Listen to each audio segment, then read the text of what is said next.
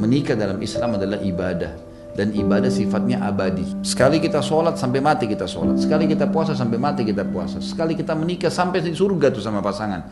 Jangan pernah menikah dimulai dengan was-was syaitan, taruh cadangan sekian persen kalau saya cerai sama pasangan saya. Ini nggak boleh ada ini. Jangan menikah untuk cerai. Karena cerai adalah perbuatan halal yang paling Allah benci. Dan merupakan target utama syaitan untuk memisahkan suami istri. Ini penting untuk menopang. Tutup semua pintu-pintu yang merusak kita di luar sana. Seperti pandangan mata. Ini mata yang sering jelalatan sembarangan melihat harus dikontrol. Nggak boleh enggak. Jadi ini harus dikontrol. Walaupun kita mengatakan oh tidak, cuma sebentar, oh cuma sekilas, enggak. Harus dijaga. Orang yang bisa menjaga pandangannya dari hal-hal yang haram, yang Allah haramkan, maka akan membuat dia lebih menikmati pasangannya. Hikmah kata ulama, wanita menggunakan tutup aurat yang rapat, termasuk masalah menggunakan ini kalau ada yang pakai cadar di antara akhwat kita, disebutkan oleh para ulama hikmahnya adalah akan membuat pasangannya tidak akan jenuh. Itu semua akan memopang rasa cinta yang luar biasa dalam rumah tangga. Ini hal-hal mendasar yang mesti kita ketahui. Ini yang bersifat fisikal, pemandangan. Yang bersifat pengorbanan, yang lain misal, kalau memang kita selama itu masih urusan dunia dan halal, masih bisa nikmatin. Nikmatin di sini misalnya kalau mau keluar sama-sama, luangkan waktu untuk bersama-sama. Kenapa orang-orang yang melakukan hal yang haram bisa berpacaran malam minggu? Kenapa suami istri nggak bisa? Mestinya suami istri bisa meluangkan waktu, makan bersama berdua, duduk berdua, ngobrol berdua, hadir di pengajian. Anak-anak mungkin bisa di waktu tertentu dititipkan kepada orang tua. Kemudian diluangkan waktu untuk berdua. Bersama berdua adalah satu hal yang penting dalam agama. Maksudnya dalam masalah rumah tangga untuk menopang rasa cinta itu muncul. Karena cinta ini kalau sudah muncul, apalagi pada tempat yang benar, pasangan suami istri, maka akan terasa kenikmatan luar biasa dalam rumah tangga kita.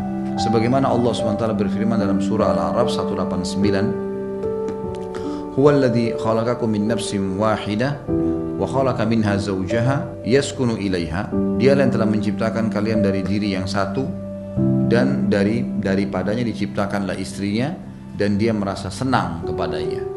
Ini kata-kata senang adalah bagaimana seseorang itu merasa tenang. Dan juga surah Ar-Rum ayat 21, wa min ayatihi an khalaqa lakum min anfusikum azwajan litaskunu ilaiha wa ja'ala bainakum mawaddatan wa rahmah inna fi dzalika laayatin liqaumin yatafakkarun. Di antara tanda-tanda kekuasaan dia adalah dia menciptakan untuk kalian istri dari jenis kalian sendiri, pasangan dari sama-sama manusia, agar kalian cenderung dan merasa tentram kepadanya. Bagaimana caranya? Dengan maksimal mencintai, berkorban, menyayangi pasangan kita, ya. Agar kalian cenderung dan merasa tentram kepadanya, dan dijadikanlah di antara kalian rasa sayang, rasa kasih dan sayang. Sungguhnya pada demikian itu benar-benar terdapat tanda-tanda bagi kaum yang marung berfikir. Dan dalam As-Sahih, disebutkan dalam hadis sahih dari Nabi SAW, beliau mengatakan bukan suatu yang tercela bila seorang laki-laki mencintai istrinya, kecuali bila hal itu melalaikannya dari mencintai apa yang lebih bermanfaat baginya, yaitu mencintai Allah dan Rasulnya. Jadi boleh orang mencintai istri, tapi nggak boleh melebihi mencintai Allah dan Rasulnya. Misal, waktu sholat ditahan, udah nggak usah sholat dulu, sama aku aja. Ini nggak boleh. Allah dan Rasulnya perintahkan sholat, harus mendahului sholat. Bahkan kalau perlu saling topang. Kalau kita sayang sama pasangan kita, bangunin.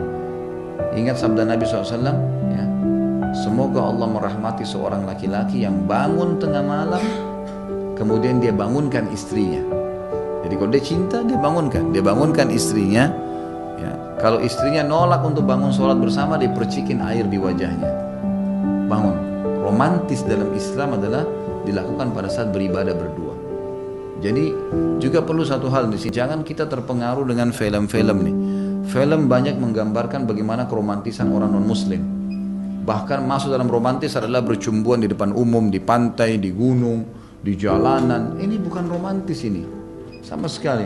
Makanya banyak orang yang salah paham dengan poin ini. Mereka menganggap romantis kalau jalan di pinggir jalan kegandengan tangan dan peluk-pelukan. Ini perlu dipahami semua. Jadi peka bagaimana membedakan antara yang halal dan yang tidak halal, gitu kan? Orang menganggap romantis kalau duduk di pantai, dianggap mereka bercumbuan di pantai adalah romantis. Orang-orang lihat, oh bangga. Ini semua pemahaman yang salah. Ini karena persepsi direkam dari film-film. Kalau kita hanya mau menikmati pantai, pergi jalan, melihat, mungkin. Tapi dengan bercumbuan di depan umum, ini haram dalam agama, gitu kan? Ini harus difahami. Sebab setiap kecintaan yang menyaingi kecintaan Allah dan Rasulnya, di mana kecintaan tersebut melemahkan kecintaan kepada Allah dan Rasulnya, maka ini tercela. Kalau kita cintai pasangan karena Allah ada pahalanya, kalau kita cintai dia hanya karena masalah duniawi maka tidak ada pahalanya.